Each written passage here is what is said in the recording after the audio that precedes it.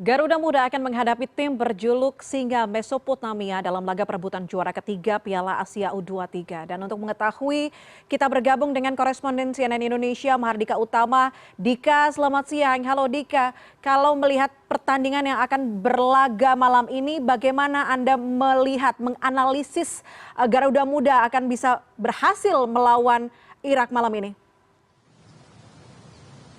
Ya, selamat siang Puspa. Kalau kita melihat pertandingan malam hari nanti ini dipastikan akan menjadi pertandingan yang menjadi hidup mati bagi kedua negara karena dua negara ini sama-sama memperebutkan satu tiket ke Olimpiade. Dua negara ini baik Indonesia maupun juga Irak tengah berlomba selain memperebutkan piala ketiga tetapi juga untuk memperebutkan satu tiket ke Olimpiade Paris 2024.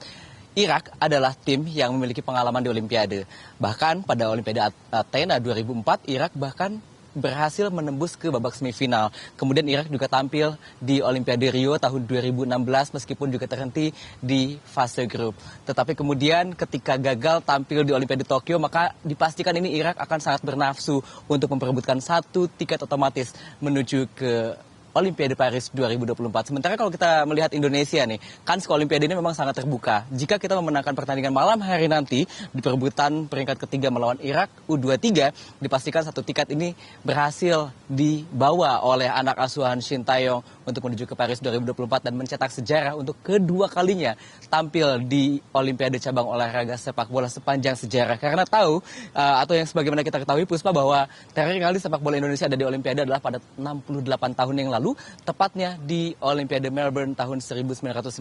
Saat itu tim asuhan Tony Pogacnik diperkuat oleh sejumlah legendaris seperti Endang Witarsa, kemudian juga ada Maulwi Sailan dan juga ada Ramang, dikalahkan oleh Uni Soviet yang juga diperkuat oleh kiper legendaris dunia saat itu adalah Lev Yashin di babak perempat final. Nah, kalau kita melihat head to head rekor pertemuan dari Indonesia dan juga Irak, kedua negara ini sudah 13 kali bertemu, dan kalau kita melihat lagi rinciannya, Irak memang lebih unggul secara head to head dengan 8 kali kemenangan, 2 kali kekalahan dan juga 3 hasil imbang.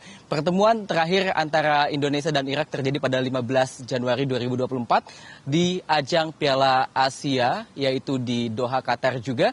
Saat itu satu gol atau gol sematawayang dari Marcelino Ferdinand gagal mengantarkan kemenangan untuk Indonesia karena pada skor akhirnya adalah kemenangan untuk Irak dengan skor 1-3. 2 bulan sebelumnya atau pada November 2023, tim nasional senior yang dilatih oleh Shin Tae-yong juga gagal meraih kemenangan di kandang Irak pada saat itu di laga kualifikasi Piala Dunia 2026 dengan skor akhir yang cukup telak yaitu 1-5 untuk kemenangan Irak. Tetapi Puspa, kalau kita berkaca pada sepanjang gelaran Piala Asia U23 di Doha, Qatar ini, bisa saya katakan kekuatan antara Indonesia dan juga Irak ini cukup berimbang.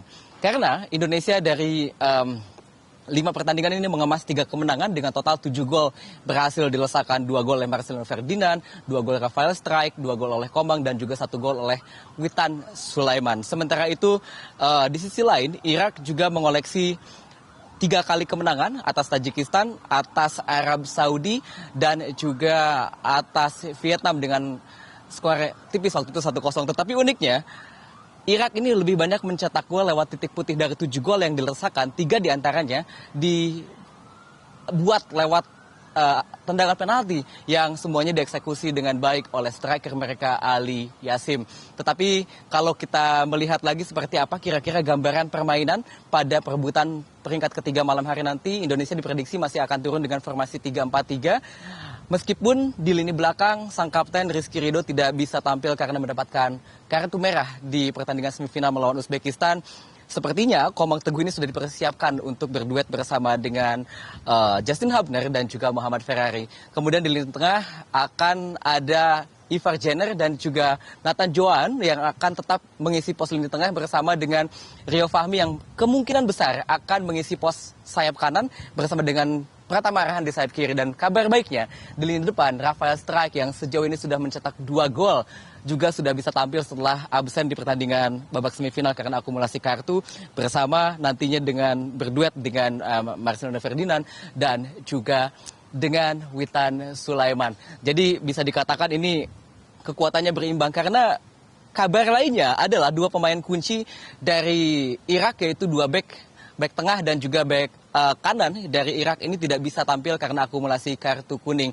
Jadi kedua tim ini sama-sama ada di kondisi yang cukup pincang, tetapi kemudian juga memiliki peluang yang sama. Sementara Irak ini juga akan tampil dengan formasi yang biasanya turun dengan 4-2-3-1, dan striker mereka ini atau lini depan cukup agresif dengan memanfaatkan lebar lapangan. Tetapi kalau kita melihat dalam beberapa pertandingan terakhir, seperti lawan Jepang misalnya Puspa, mereka ini kerap terlambat dalam transisi bertahan, dan itu bisa menjadi celah bagi Marcelino Ferdinand, bagi Witan Sulaiman ataupun juga Rafael Struijk untuk kemudian mencuri peluang di pertandingan malam hari nanti. Puspa. Baik, kita harapkan nanti malam ada selebrasi dari tontonan pertandingan yang kita saksikan antara Garuda Muda melawan Singa Mesopotamia. Terima kasih banyak koresponden CNN Mardika Utama melaporkan.